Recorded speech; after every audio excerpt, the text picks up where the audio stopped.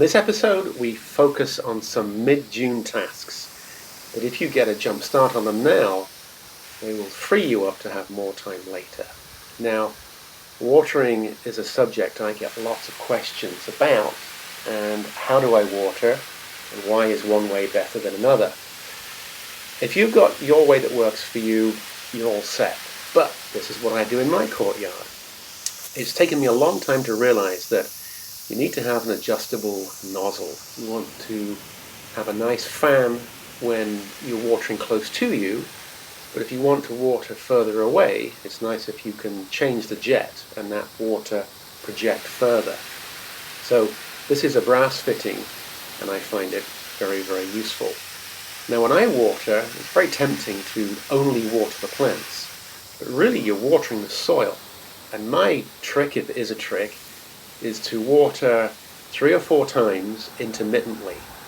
So in this clip, I'm watering plants, I move away, I come back, I move away. And the pot in the middle to the left is a fig, and that gets water 4 or 5 times, and that allows the water to soak in. Now down at the base here, we've got the escultia, the little seedlings. And I need to make sure that they get damp, but I don't blow them away with high pressure.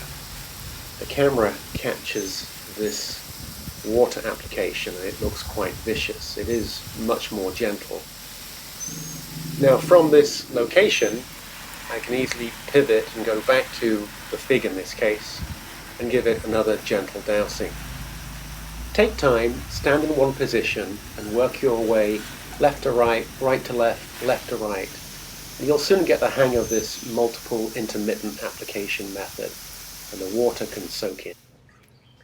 Now, I've had great success with this brass fitting. It allows lots of adjustment, and it lets you water from near to far. But another trick is to put a kink in the hose, and this kink serves as the same purpose. It restricts the flow, but it also means that you can now use the fine jet, turn the brass nozzle, and you can place that water exactly where you want it. In this case, it's going back into the pot. I find this to be a very, very useful little trick just to reduce the pressure, and it works very well. Now, when you're watering, you've got to be very mindful of what your target is. In this case, it's the area where the escultia are again. And what I'm doing here is just giving it a nice light dousing. And the minute I start to see runoff, I want to stop because I don't want to cause any erosion. And that's exactly what I do. Now this next part has been sped up, and I want you to see how quickly the water starts to sink in. It's really important that water sinks in and doesn't run off and start to wash things away. Now when you sow seed, you've got to be very delicate. Somehow you've got to identify the weeds, somehow you've got to identify the new little seedlings that come up. And when you put seeds down, you might get an initial flush and then another flush later on. Now here we've got a very successful germination of a plant called a datura. I had a datura here last year. It dropped a ton of seeds, and this is the 4th time I've gone to this little patch and scraped out those seedlings. Now this is a task that takes about 30 seconds now, but if you leave this and come back to it, those plants will grow really quickly, really fast, and it's much more of a difficult job to do. So 5 minutes of weeding a day, and you can really get ahead of this arduous task.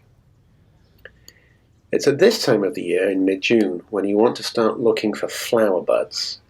This is a sign of the colour yet to come.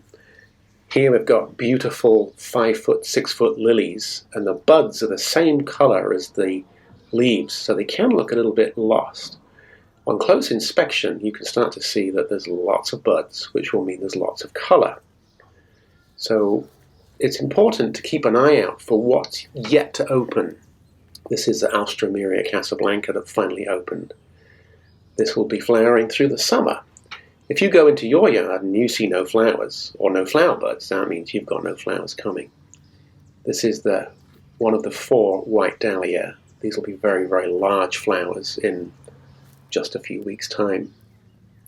Now this plant is the everlasting sweet pea. It's grown 4 feet and it's just started to form the white flower clusters, and in a week or so they'll start to open, and I deliberately let it come through the white picket fence because that really softens it. Now this is a plant called Disporum.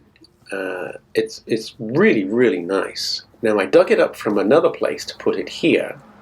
I went back later and found there was a little shoot alive, so I stuck it in a pot, and for the last 6 weeks this plant has been in this pot and it's put out some nice new fresh shoots. So I've now got 2 plants when earlier I only had 1. And this is why I don't heavily mulch, because if you heavily mulch, you don't see stuff. I was able to capture this and get it in this pot and get these roots established, and this plant will be going somewhere precious and special rather than it being lost or covered over or dug in, which is not ideal. Now these are 2 of the Nicotiana cuttings I took in a previous video. 2 cuttings were stuck in the same pot. And here it is, nicely rooted, gently separating from the 2 sides.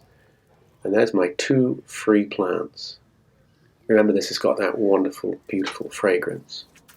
Now in the back here, this is the Impatiens tinctora, and in the back I planted Cardiocrinum giganteum. And I said early on I thought it might be a bit too bright. That brown mottling is scorch. I'm optimistic that the Impatiens and the Cosmos will help shade it. Next up is staking, tying and training, whatever you want to call it. This is the Salvia Amistad, and it was planted here specifically so that it could come through the white picket fence, and the picket fence would also provide it a degree of support and keep it somewhat captured and contained. Now it's at this time, mid-June, when you really want to get on and start staking and training your plants. 2 weeks from now, and it's a whole new job. Getting it done at the right time is really important.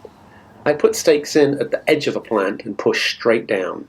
That way I know that I'm not putting the stakes into the root or in any way causing any damage.